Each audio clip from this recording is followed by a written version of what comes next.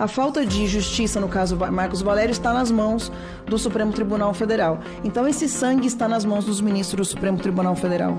Ronan Maria Pinto, se não fosse pago, ele ia entregar o Lula como mentor do assassinato de Celso Daniel. E que havia indícios, inclusive, de que Celso Daniel foi empalado. Hoje eu já tenho proteção da Polícia Federal, então me sinto à vontade para falar sobre a ligação do Alexandre de Moraes com o PCC.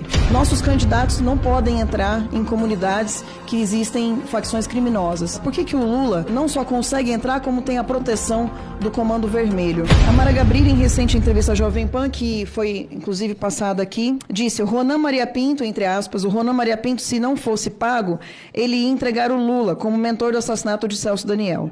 Esse é o teor da chantagem. E o Lula pagou. Como é que alguém não tem nenhum envolvimento pagaria?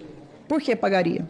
O Lula pagou os 12 milhões de chantagem, sim, para o Ronan Maria Pinto calar a boca e ficar quieto. Que, para fins de esclarecimento, é erro tratar apenas da morte do prefeito Celso Daniel. O número de mortos envolvendo apenas este caso chega a 11 pessoas, sendo que ao menos 8 já foram confirmadas a relação. A gente está tratando dos nomes das seguintes execuções por essa facção criminosa: Celso Daniel, o prefeito; Antônio Palácio de Oliveira, o garçom; Paulo Henrique Brito, testemunho da morte do garçom; Irã Moraes Rédoa, conheceu o corpo do Celso Daniel; Dionísio Severo, suposto elo entre quadrilha e sombra; Sérgio Orelha, amigo de Severo; Otávio Marcieri, investigador que ligou para o Severo; Carlos Del Monte Prints, o legista, inclusive esse que eu conheci, tive a oportunidade de conversar com ele, e ele me disse que nunca tinha vomitado nenhuma vez em fazer em verificar um corpo. Foi a primeira vez que ele passou mal durante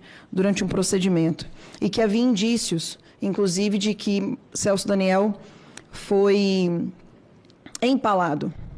E ele não pôde colocar isso por medo.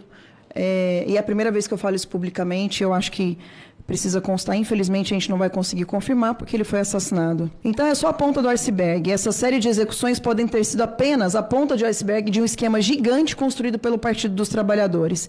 Em delação premiada, o senhor Marcos Valério aponta diálogos que teve como prosséries o PT, que revelavam que facções criminosas, leia-se PCC, lavavam dinheiros em empresas de transporte urbano e jogos. Transporte urbano esse que o senhor Alexandre de Moraes teve relação de advocacia com essa empresa.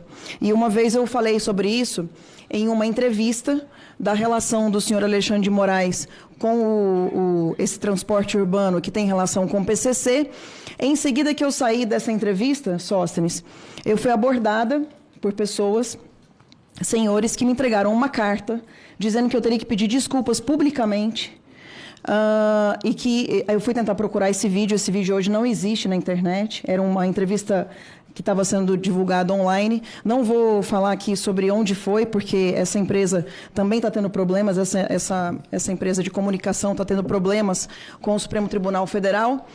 E foi abordada e disseram o seguinte: você vai publicar esse pedido de desculpas hoje ao Alexandre de Moraes e não volte mais a falar do assunto. Eu fiquei calado durante 3 anos, isso foi há 3 anos atrás, mas eu acho que é importante voltar a falar, porque, sinceramente, a gente chegou num ponto em que não dá mais para ficar quieto e aguentar essas pressões. Hoje eu já tenho proteção da Polícia Federal, então me sinto à vontade para falar sobre a ligação do Alexandre de Moraes com o PCC. E o último tema que eu gostaria de tratar é sobre o último dia 16 de outubro. A gente teve o primeiro debate presidencial do segundo turno das eleições. Em um dado momento, o candidato Lula disse: eu sou o único candidato a presidente da República que tenho coragem de entrar em uma favela sem colete de segurança, e já não é de agora, quando era presidente eu entrava. A gente sabe qual é a razão da restrição de entradas em favelas, né? O Dr. Garuti falou aqui sobre o crime organizado, que cada vez mais, já sempre teve, mas cada vez mais tem relação com a política. Eu queria saber, Dr. Garuti, não sei se o senhor tem essa informação, mas qual é a razão dessa restrição de entrada em favelas, o senhor como policial federal que tem contato com crime organizado, né, da Polícia Federal. A gente, então, tem uma série de zonas de exclusão que são controladas por um Estado paralelo, que é a facção criminosa? Essa seria a minha pergunta. Uma outra questão é, no momento em que temos a Damares Alves sendo intimada a dar explicações acerca do que teria dito numa igreja, eu pergunto, o Ministério Público Eleitoral não gostaria de entender a razão de um único candidato ter o direito de adentrar as tais zonas de exclusão? E aí, lembrando também do atentado do dia 17 de outubro, a última segunda-feira, uma semana, em que o governador Tarcísio esteve em Paraisópolis e foi abordado por diversos membros de facções criminosas de São Paulo. Um membro, inclusive, foi morto pela Polícia Militar. Gostaria de parabenizar a Polícia Militar pelo trabalho de proteção ao Tarcísio.